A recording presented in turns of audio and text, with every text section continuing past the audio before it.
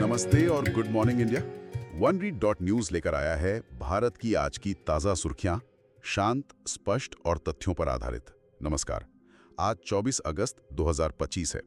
आज हम OneRead.News की सभी ज़रूरी भारतीय सुर्खियों को एक-एक करके देखेंगे, उनकी गहराई में उतरेंगे। हमारा मकसद सिर्फ हेडलाइन पढ़ना नहीं, बल्कि हर खबर के पीछे का मतलब, उसका असर और उससे जुड़ी जो भी बातें हैं, उन्हें समझना है। कोशिश रहेगी कि कोई भी अहम खबर छूटे नहीं। तो चलिए पहली सुर्खी से शुरू करते हैं। आज की पहली बड़ी खबर ये अर्थव्यवस्था और अपराध दोनों से जुड़ी है। अनिल अंबानी की कंपनी है आरकॉम, रिलायंस कम्युनिकेशंस। जी। उस पर बैंक धोखाधड़ी का एक बड़ा मामला सामने आया है।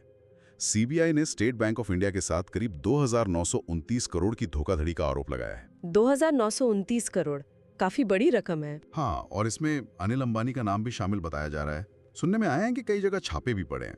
और ये पूरा मामला एक फोरेंसिक ऑडिट पर बेस्ड है, जिसमें पता चला कि फंड्स का कुछ हेरफेर हुआ था, मतलब डाइवर्जन हुआ था। बिल्कुल। ये मामला देखिए, भारत का जो इंसॉल्वेंसी एंड बैंक्रप्सी कोड है, मतलब दिवालियापन कानून, उसके लिए एक बड़ी चुनौती है। अच्छा, किस तरह से? असल सवाल अब ये खड़ा हो गया है कि क्या इतने बड़े ताकतवर प्रमोटर्स जिन्होंने कंपनी चलाई, क्या उन्हें अब पर्सनली, मतलब व्यक्तिगत तौर पर इस तरह की गड़बड़ियों के लिए जिम्मेदार ठहराया जा सकता है? ये सवाल अब बिल्कुल सेंटर में है। और इसका जो भी नतीजा निकलेगा, वो आगे ऐसे कई मामलों के लिए एक मिसाल, एक प्रेसिडेंट सेट कर सकता है। तो ये देखना दिलचस्प होगा कि कानून इस सिचुएशन से कैसे डील करता है, खासकर जब इतने बड़े नाम इसमें शामिल हों। बिल्कुल। चलिए अब जरा अंतर्राष्ट्रीय व्यापार की तरफ चलते हैं। भारत सरकार ने अमेरिका जाने वाली जो ज्यादातर डाक सेवाएं हैं, पोस्टल सर्विसेज, उन पर रोक लगाने का फैसला किया है। हाँ, ये मैंने भी पढ़ा। ये रोक कल से यानी 25 अगस्त से लागू हो जाएगी। और इसकी वजह बताई जा रही है कि अमेरिका ने अपनी $800 तक की जो ड्यूटी फ्री छूट थी, जिसे डी मिनिमिस कहते हैं, डी मिनिमिस, हाँ, उसे हटा दिया है। हाँ, और ये डी मिनिमिस छूट जो थी, वो असल में छोटे विक्रेताओं और एक्सपोर्टर्स के लिए बहुत जरूरी थे। अच्छा। इससे वो $800 तक का सामान बिना किसी कस्टम ड्यूटी के अमेरिका भेज पाते थे आसानी से। अब इसके हटने से सीधा असर उन ऑनलाइन सेलर्स पर पड़ेगा जो अमेरिकी ग्राहकों तक अपना सामान पहुंचाने के लिए इंडियन पोस्ट की जो सस्ती सेवाएं हैं, उन पर निर्भर थे। तो अब उन्हें मुश्किल होगी। जाहिर है, अब उन्हें शायद दूसरे और ज्यादा महंगे शिपिंग ऑप्शंस देखने पड़ेंगे। इससे उनका मार्जिन कम होगा और हो सकता है अमेरिकी ग्राहकों के लिए भी चीजें महंगी हो जाए। और जैसा सोर्स बता रहे हैं, ये सिर्फ अमेरिका का ही मामला नहीं है, ऐसा और देशों ने भी किया है। हाँ, सही कहा। यूनाइटेड किंगडम और जर्मनी जैसे देशों ने भी ऐसे ही कदम उठाए हैं। मतलब उन्होंने भी कम कीमत वाले सामान पर जो टैक्स छूट थी, उसे कम किया है या हटाया है। तो ये एक तरह का ग्लोबल ट्रेंड सा दिख रहा है, जहां देश अपने घरेलू बाजार को बचाने के लिए या फिर टैक्स रेवेन्यू बढ़ाने के लिए ऐसी छूटों को कम कर रहे हैं। तो इसका असर तो फिर छोटे भारतीय निर्यातकों पर पड़ेगा। उनके लिए मुकाबला और मुश्किल हो जाएगा। बिल्कुल। ग्लोबल मार्केट में टिके रहना उनके लिए और चैलेंजिंग हो सकता है। चलिए अब आगे बढ़ते हैं। राजनीति और अपराध की दुनिया से जुड़ी ये खबर है। प्रवर्तन निदेशालय ईडी ने कर्नाटक के एक कांग्रेस विधायक को सट्टेबाजी के एक मामले में गिरफ्तार किया है। अच्छा। हाँ, विधायक का नाम केसी वीरेंद्र बताया जा रहा है और उन्हें गंगटोक में कोई अवैध ऑनलाइन सट्टेबाजी का नेटवर्क चल रहा था, उसकी जांच के सिलसिले में पकड़ा गया है। गंगटोक में, ओके। और खबरों के मुताबिक उनके पास से करीब 12 करोड़ कैश और 6 करोड़ का सोना भी मिला है। बाप रे, 12 करोड़ कैश और 6 करोड़ का सोना। ये तो ये मामला थोड़ा अजीब है। अजीब क्यों? देखिए, एक तरफ तो आप पर अवैध सट्टेबाजी नेटवर्क चलाने की जांच चल रही है, ईडी जैसी एजेंसी जांच कर रही हैं, और उसी दौरान आप कैसीनो चलाने का लाइसेंस या लीज लेने की कोशिश कर रहे हैं। हाँ, ये तो है। मतलब रणनीति के लिहाज से देखें तो ये कदम कुछ बहुत समझदारी वाला तो नहीं लगता। ऐसा लगता है जैसे सत्ता और पैसे के नशे में कभी कभी लोग बिल्कुल बेसिक सावधानियां भी भूल जाते हैं। हाँ, ये तालमेल तो वाकई अजीब है। खैर, अब थोड़ा अलग विषय पर आते हैं। विरासत और पर्यावरण से जुड़ी खबर है, जयपुर से। जी। वहां का जो मशहूर आमेर किला है, उसकी एक दीवार भारी बारिश की वजह से ढह गई। ओह। बताया जा रहा है कि ये दीवार काफी पुरानी नहीं थी, 1976 में बनी थी और इसलिए बनाई गई थी ताकि किले में जो हाथी आते जाते हैं वो नीचे खाई में ना गिर जाएं। अच्छा, हाथियों के लिए। देखिए, ये घटना सिर्फ एक दीवार गिरने की बात नहीं है, ये हमें एक तरह से याद दिलाती है कि हमारी जो ऐतिहासिक धरोहरें हैं वो बदलते मौसम और क्लाइमेट चेंज के खतरों से कितनी वल्नरेबल हैं, कितनी असुरक्षित हैं। हाँ, बात तो सही है। ये दीवार तो हाथियों को बचाने के लिए बनी थी, लेकिन अब सवाल ये है कि हम इन पूरी के पूरी ऐतिहासिक इमारतों को जो सदियों पुरानी हैं, उन्हें मौसम की इस मार से कैसे बचाएंगे। तो इसका मतलब है कि हमें सिर्फ मरम्मत से आगे सोचना होगा, कुछ और करना होगा। बिल्कुल, हमें इन पुरानी और अनमोल इमारतों को एक तरह से कहें तो क्लाइमेट प्रूफ बनाने की जरूरत है। Climate proof? हाँ, मतलब ऐसी तकनीक और ऐसे तरीके इस्तेमाल करने होंगे जिससे वो भारी बारिश, तेज गर्मी या जो दूसरी एक्सट्रीम वेदर इवेंट्स हैं उनको झेल सकें। ये सिर्फ हमारी विरासत को बचाने के लिए ही जरूरी नहीं है, बल्कि टूरिज्म और लोकल इकोनॉमी के लिए भी जरूरी है। इस घटना को एक वेकअप कॉल की तरह लेना चाहिए। पर्यावरण की बात चली रही है तो अब अर्थव्यवस्था और कृषि से जुड़ी एक खबर देखते हैं। ये त्रिपुरा से है। अच्छा, नॉर्थ ईस्ट से? हाँ, वहाँ की राज्य सरकार ने मछली पालने वाले जो किसान हैं उनकी आमदनी दोगुनी करने का एक बड़ा लक्ष्य रखा है। त्रिपुरा चाहता है कि वो मछली उत्पादन में आत्मनिर्भर बन जाए, सेल्फ सफिशिएंट। हाँ, ताकि राज्य की जो सालाना डिमांड है करीब 1.15 लाख मीट्रिक टन वो पूरी हो सके। और दिलचस्प बात यह है कि वहाँ की करीब 95% आबादी मछली खाती है। 95%? अच्छा। लक्ष्य सुनने में तो बहुत अच्छा लगता है, जाहिर है, खासकर जब राज्य के खाने पीने की आदत ऐसी हो। लेकिन सवाल यह है कि इसे हासिल कैसे किया जाएगा? हाँ, वही, कैसे? सिर्फ उत्पादन बढ़ाने पर जोर देने से क्या होगा? हो सकता है पानी की क्वालिटी खराब हो, लोकल इकोसिस्टम पर बुरा असर पड़े, और फिर ज्यादा मछली पैदा करने के बाद उसे ताज़ा रखना, बाजार तक पहुंचाना, इसके लिए कोल्ड स्टोरेज चाहिए, बेहतर सड़कें, ट्रांसपोर्ट, इन सब चीज़ों में बहुत बड़े निवेश की ज़रूरत होगी। तो क्या ये लक्ष्य कुछ ज्यादा ही महत्वाकांक्षी है, बिना पूरी तैयारी के? देखिए, महत्वाकांक्षी होना बुरा नहीं है, लेकिन रास्ता साफ होना चाहिए। सरकार को सिर्फ प्रोडक्शन का टारगेट नहीं, बल्कि पर्यावरण की सुरक्षा और जो जरूरी इंफ्रास्ट्रक्चर है उसे बनाने का भी एक ठोस प्लान सामने रखना होगा, वरना क्या है कि ये सिर्फ एक घोषणा बनकर रह सकता है। सही बात है। किसानों की आय सच में दोगुनी हो, उसके लिए तो पूरी सप्लाई चेन को दुरुस्त करना होगा। बिल्कुल। इंफ्रास्ट्रक्चर की बात हुई है तो चलिए परिवहन क्षेत्र से एक खबर लेते हैं। गणेश चतुर्थी का त्योहार आने वाला है। हाँ, बिल्कुल। तो रेलवे ने यात्रियों की सुविधा के लिए वंदे भारत ट्रेनों की कैपेसिटी बढ़ाने का फैसला किया है। खास तौर पर जो मुंबई से मडगांव रूट पर वंदे भारत चलती है उसमें कोचों की संख्या 8 से बढ़ाकर 16 की जाएगी। डबल कर रहे हैं। हाँ, ताकि त्योहार पर जो भारी भीड़ होती है घर जाने वालों की, उसे संभाला जा सके। ये एक अच्छी पहल है और ये वंदे भारत ट्रेनों की एक खासियत भी दिखाता है, उनका जो मॉड्यूलर डिजाइन है और ऑपरेशनल फ्लेक्सिबिलिटी। मतलब ये कि जरूरत के हिसाब से कोचों की संख्या आसानी से घटाई या बढ़ाई जा सकती है। ये मॉडर्न रेलवे मैनेजमेंट का एक अच्छा उदाहरण है, जहां डिमांड को देखते हुए तुरंत सप्लाई को एडजस्ट किया जा रहा है। ये दिखाता है कि रेलवे अब यात्रियों की जरूरतों के प्रति ज्यादा एक्टिव और रिस्पॉन्सिव हो रहा है। चलिए अब कला और इतिहास के क्षेत्र में चलते हैं। एक आने वाली फिल्म है द बंगाल फाइल्स। अच्छा, ये नाम सुना है। इसकी रिलीज होने से पहले ही कुछ विवाद शुरू हो गया। गोपाल मुखर्जी नाम के एक व्यक्ति थे, उनके पोते ने फिल्म के निर्देशक के खिलाफ एफआईआर दर्ज कराई है। एफआईआर? क्यों? उनका कहना है कि उनके दादाजी, जो 1946 के कलकत्ता दंगों के समय एक अहम शख्सियत थे, उन्हें फिल्म में मुस्लिम विरोधी के तौर पर दिखाया जा सकता है, जबकि उनका दावा है कि वो ऐसे नहीं थे। ये तो सीधे तौर पर इतिहास की लड़ाई का मामला है, जिसे बैटल फॉर हिस्टोरिकल नैरेटिव कहते हैं। हाँ, अक्सर ऐसा होता है जब फिल्मों या किताबों में ऐतिहासिक घटनाओं या व्यक्तियों को दिखाते हैं तो कई बार उसे सनसनीखेज बनाने या एक खास नैरेटिव में फिट करने की कोशिश की जाती है, और इससे विवाद खड़े होते हैं। बिल्कुल, उन व्यक्तियों की विरासत, उनकी छवि, उसको लेकर विवाद खड़े होते हैं। ये मामला दिखाता है कि इतिहास सिर्फ गुजरे जमाने की बात नहीं है, बल्कि आज भी उसकी व्याख्या को लेकर उसे कैसे याद किया जाए, इस पर लगातार संघर्ष चलता रहता है। तो ये सिर्फ एक फिल्म का मुद्दा नहीं, बल्कि इतिहास को कैसे देखा और समझा जाए उसका मुद्दा है। हाँ, बिल्कुल। सवाल ये उठता है कि कौन तय करेगा कि इतिहास का सही वर्जन क्या है? क्या वो फिल्म बनाने वाला है, या उस व्यक्ति का परिवार, या फिर इतिहासकार? ये बहसें अक्सर बहुत जटिल होती हैं और हमें ये भी दिखाती हैं कि इतिहास कितना सब्जेक्टिव और कंट्रोवर्शियल हो सकता है। इतिहास से अब दरतमांग की ओर आते हैं। राजनीति और समाज से जुड़ी एक खबर है गुजरात से। जी।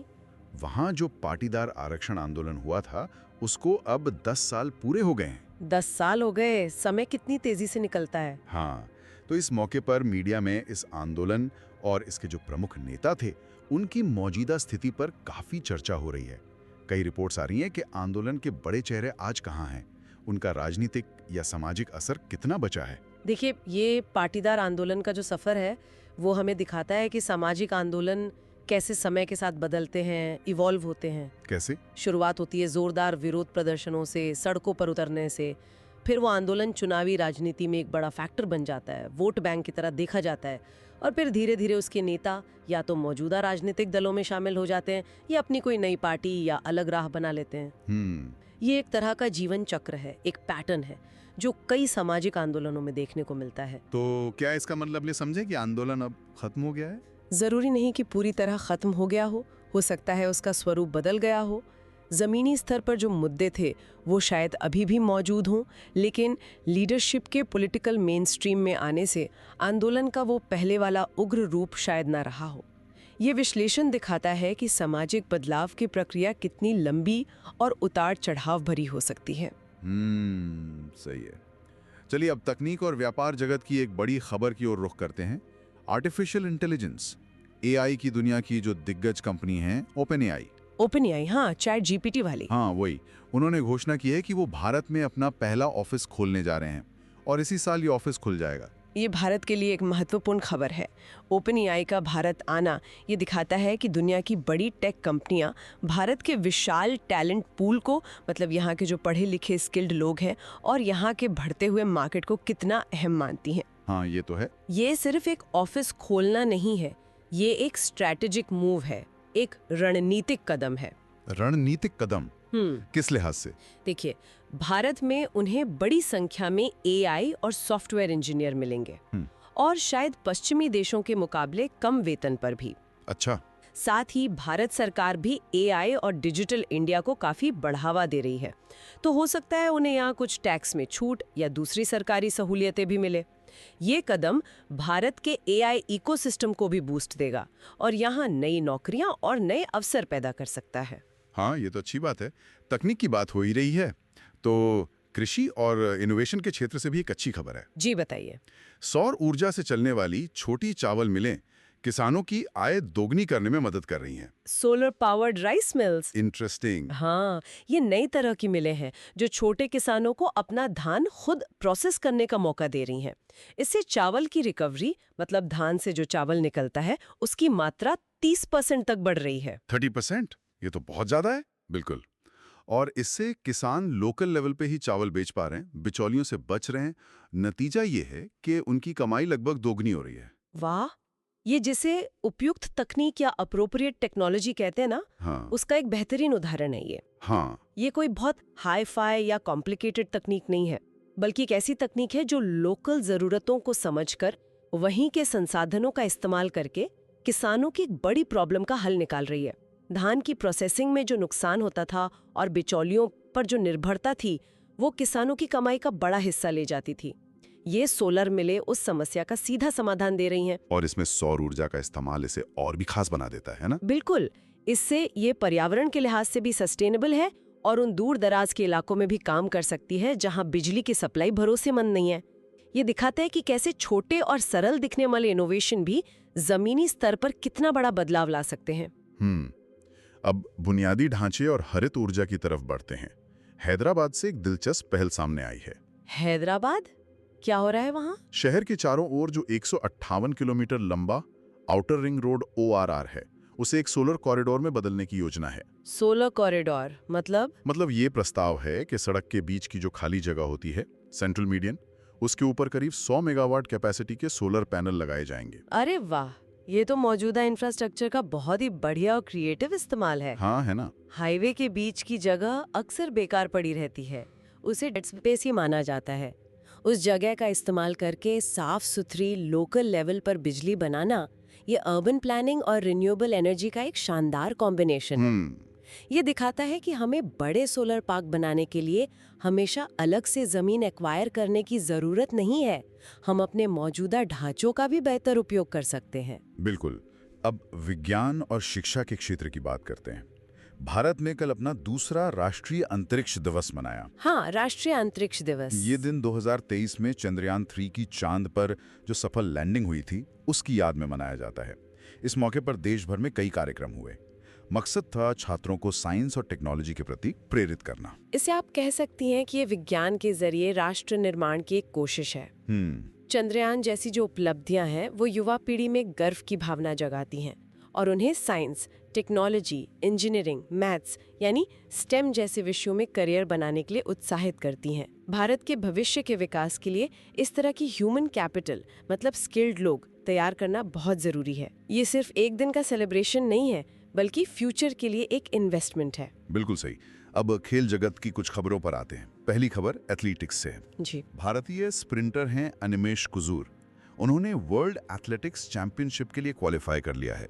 अरे वाह, ये तो बड़ी खबर है। हाँ, उन्होंने हाल ही में जो नेशनल इंटरस्टेट मीट हुई उसमें 200 मीटर दौड़ में गोल्ड मेडल जीता। उनका समय रहा 20.63 सेकंड और इसके साथ ही वो वर्ल्ड चैंपियनशिप की 200 मीटर रेस के लिए क्वालिफाई करने वाले पहले भारतीय पुरुष एथलीट बन गए हैं। पहला भारतीय पुरुष एथलीट 200 मीटर में, ये तो कमाल की बात है। और इससे भी दिलचस्प बात क्या है पता है? क्या? कि कुछ साल पहले तक अनिमेश एक फुटबॉलर थे। क्या बात कर रहे हैं, फुटबॉलर? हाँ, उन्हें एथलेटिक्स की कोई फॉर्मल ट्रेनिंग भी नहीं मिली थी। एक लोकल कोच ने उनकी दौड़ने की स्पीड और टैलेंट को पहचाना और उन्हें इस तरफ मोड़ा। एक कहानी दिखाती है कि भारत में टैलेंट की कमी नहीं है, जरूरत है उसे सही समय पर पहचानने और सही गाइडेंस देने की। वाकई ये तो बहुत प्रेरणा देने वाली कहानी है। खेल जगत से ही एक और खबर फुटबॉल से। अच्छा? नॉर्थ ईस्ट यूनाइटेड इन एफसी ने डूरंड कप का फाइनल जीत लिया। हाँ, ये भी सुना। ये लगातार दूसरा साल है जब उन्होंने ये प्रतिष्ठित टूर्नामेंट जीता है। फाइनल में उन्होंने डायमंड हार्बर एफसी को 6-1 के बड़े अंतर से हराया। 6-1, ये तो बहुत ही प्रभावशाली जीत है। स्कोर ही बता रहा है कि मैच कितना एक तरफा रहा होगा। हाँ, नॉर्थ ईस्ट यूनाइटेड की ये लगातार दूसरी डूरंड कप जीत भारतीय फुटबॉल में उनकी बढ़ती हुई ताकत को दिखाती है और ये इस बात का भी संकेत है कि अब फुटबॉल में सिर्फ कुछ पारंपरिक बड़े क्लबों का ही दबदबा नहीं रहा है, बल्कि नॉर्थ ईस्ट जैसे क्षेत्रों से भी मजबूत टीमें उभर कर आ रही हैं और नेशनल लेवल पर अपनी पहचान बना रही हैं। अब कुछ अंतर्राष्ट्रीय सुर्खियों पर नजर डालते हैं। ओके। अमेरिका और भारत के रिश्तों से जुड़ी एक खबर है। ओके। अमेरिका के मौजूदा राष्ट्रपति डोनाल्ड ट्रंप ने भारत के लिए नए राजदूत के नाम का ऐलान किया है। उन्होंने अपने एक करीबी सहयोगी सर्जियो गोर को भारत का अगला राजदूत नॉमिनेट किया है। सर्जियो गोर, हाँ, ये नियुक्ति ऐसे समय में हो रही है जब भारत और अमेरिका के बीच व्यापार को लेकर कुछ तनाव चल रहा है। टैरिफ को लेकर भी विवाद है। ये ट्रंप प्रशासन की कार्यशैली का एक जाना पहचाना पैटर्न लगता है। मतलब? अक्सर वो महत्वपूर्ण डिप्लोमेटिक पदों पर अनुभवी करियर डिप्लोमेट्स की जगह अपने वफादार पॉलिटिकल सहयोगियों को नियुक्त करते हैं। सर्जियो गोर का नॉमिनेशन शायद इसी कड़ी में देखा जा सकता है। अब देखना यह होगा कि उनकी नियुक्ति से भारत अमेरिका संबंधों, खासकर व्यापार जैसे जो पेचीदा मुद्दे हैं, उन पर क्या असर पड़ता है। क्या वो रिश्तों को बेहतर बना पाएंगे या फिर तनाव और बढ़ेगा? हाँ, ये देखना होगा। ये तो आने वाला वक्त ही बताएगा। एक और अंतर्राष्ट्रीय खबर है, ये सामाजिक न्याय के मुद्दे से जुड़ी है। डेनमार्क से। डेनमार्क? हाँ, वहाँ ग्रीनलैंड की एक महिला से उसके नवजात बच्चे को सिर्फ 1 घंटे बाद ही अलग कर दिए जाने पर जोरदार विरोध प्रदर्शन हो रहे हैं। 1 घंटे बाद ही? क्यों? बच्चे को मां से अलग करने का फैसला कुछ विवादास्पद पेरेंटिंग क्षमता परीक्षणों के आधार पर लिया गया और इसी से लोगों में बहुत गुस्सा है। ओह, ये मामला तो बहुत संवेदनशील है। ये जो पेरेंटिंग क्षमता परीक्षण है, इनका जिक्र पहले भी आया है और इन पर अक्सर भेदभावपूर्ण होने के आरोप लगते रहे हैं। अच्छा। आलोचकों का कहना है कि ये परीक्षण सांस्कृतिक रूप से बायस्ड हो सकते हैं और ग्रीनलैंड जैसे जो इंडिजिनस समुदाय हैं, उनके प्रति पूर्वाग्रह से ग्रसित हो सकते हैं। ये घटना सिर्फ एक परिवार का मामला नहीं है, बल्कि एक कल्चरल आइडेंटिटी, समुदायों के अधिकार और सरकारी नीतियों के जो अनपेक्षित परिणाम होते हैं, उनके बारे में गहरे सवाल खड़े करती है। ये तो गंभीर मामला है। और आखिर में विज्ञान और स्वास्थ्य से जुड़ी एक चिंताजनक खबर। जी। एक नई स्टडी में ये चेतावनी दी गई है कि जलवायु परिवर्तन की वजह से निपाह वायरस फैलाने वाले जो फ्रूट बैट्स हैं, यानी फल चमगादड़, उनके रहने लायक इलाकों का दायरा बढ़ सकता है। निपाह वायरस वाले चमगादड़? हाँ, निपाह एक जानलेवा वायरस है और अगर ये चमगादड़ ज्यादा इलाकों में फैलते हैं तो इंसानों में भी इसके संक्रमण का खतरा बढ़ जाएगा। ये एक और सीधा उदाहरण है कि कैसे क्लाइमेट चेंज सिर्फ मौसम का मामला नहीं है, बल्कि एक बड़ा पब्लिक हेल्थ संकट भी है। बिल्कुल। तापमान और बारिश के पैटर्न बदलने से जानवरों और कीड़ों का व्यवहार और उनके रहने की जगह बदल रही है। इससे ज़ूनोटिक बीमारियां, मतलब वो बीमारियां जो जानवरों से इंसानों में फैलती हैं, उनके फैलने का खतरा बढ़ रहा है। निपा का ये खतरा हमें बताता है कि हमें पर्यावरण और अपनी सेहत के बीच जो गहरा रिश्ता है, उसे और गंभीरता से समझने की जरूरत है। तो ये थी आज की तमाम सुर्खियां जिन्हें हमने OneRead.News के सौजन्य से आपके सामने रखा और हर एक को समझने की कोशिश की। अर्थव्यवस्था, अपराध, अंतर्राष्ट्रीय रिश्ते, पर्यावरण, तकनीक, खेल, समाज, हमने लगभग हर पहलू को छुआ। ये दिखाता है कि दुनिया कितनी जटिल और आपस में जुड़ी हुई है। बिल्कुल। आज की इन 17 सुर्खियों पर अगर हम नजर डालें तो साफ दिखता है कि भारत और दुनिया कितनी तेजी से बदल रहे हैं। एक तरफ OpenAI जैसी कंपनियां भारत आ रही हैं, सोलर कॉरिडोर बन रहे हैं, ये तकनीकी तरक्की की निशानी है। हाँ। दूसरी तरफ पाटीदार आंदोलन के 10 साल हमें सामाजिक बदलाव की धीमी लेकिन लगातार चलने वाली प्रक्रिया याद दिलाते हैं। आमिर किले की दीवार का गिरना या निपाह वायरस का बढ़ता खतरा हमें पर्यावरण के प्रति ज्यादा सचेत होने को कह रहा है। सही। और RCOM का मामला हो या नए अमेरिकी राजदूत की नियुक्ति, ये राजनीतिक और आर्थिक उथल-पुथल की ओर इशारा करते हैं। इन सभी बदलावों को एक साथ समझना और उनके हिसाब से खुद को ढालना, अडेप्ट करना, यही आज की सबसे बड़ी चुनौती है। आज हमने हर जरूरी खबर को खंगाला।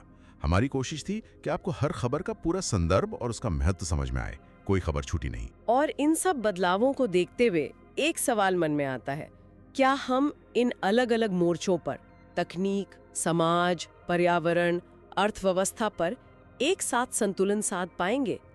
ये एक ऐसा सवाल है जिस पर हम सभी को सोचने की जरूरत है। हर सुबह 8 बजे इस गहन विश्लेषण को सुनने के लिए हमें Spotify और YouTube पर फॉलो करना न भूलें। हमें पूरी उम्मीद है कि आपको सिर्फ तथ्य, बिना किसी पूर्वाग्रह या भावनात्मक घालमेल के प्रस्तुत करके हमने आपको दिन की घटनाओं की अपनी स्पष्ट समझ बनाने में सशक्त किया है। इस तरह की सीधी राय मुक्त खबरें देने की हमारी क्षमता आप जैसे श्रोताओं की बदौलत है। केवल ₹1 प्रतिदिन 29 रुपये महीना बिल किया जाता है, पर आप हमें विज्ञापन मुक्त और कॉरपोरेट या सरकारी प्रभाव से पूरी तरह स्वतंत्र रहने में मदद करते हैं। इसका मतलब है कि आपकी खबरें कभी समझौता नहीं करती, लेकिन अभी ये पूरी तरह से मुफ्त है, तो शेयर करें। यदि आप इस दृष्टिकोण को महत्व देते हैं और भरोसेमंद समाचार प्राप्त करना जारी रखना चाहते हैं, तो कृपया www.oneread.news पर सब्सक्राइब करें। और अगर आपको लगता है कि दूसरों को भी एक शांत, स्पष्ट समाचार सोच से लाभ होगा, तो हम आभारी होंगे यदि आप इसे अपने दोस्तों, परिवार और हर किसी के साथ साझा करें। आपका समर्थन हमें सामान्य शोर से दूर तथ्यात्मक, संक्षिप्त समाचारों के लिए एक समर्पित स्थान प्रदान करने के हमारे मिशन में मदद करता है। आज सुनने और हमारे साथ जुड़ने के लिए आपका बहुत बहुत धन्यवाद। हमें पूरी उम्मीद है कि हमने आपके समाचार प्राप्त करने के तरीके में सकारात्मक बदलाव किया है। हम कल सुबह 8 बजे आपके लिए और सुर्खियां लेकर वापस आएंगे। तब तक मुस्कुराते रहें और इस दुनिया को सभी के लिए एक बेहतर जगह बनाते रहें। नमस्कार।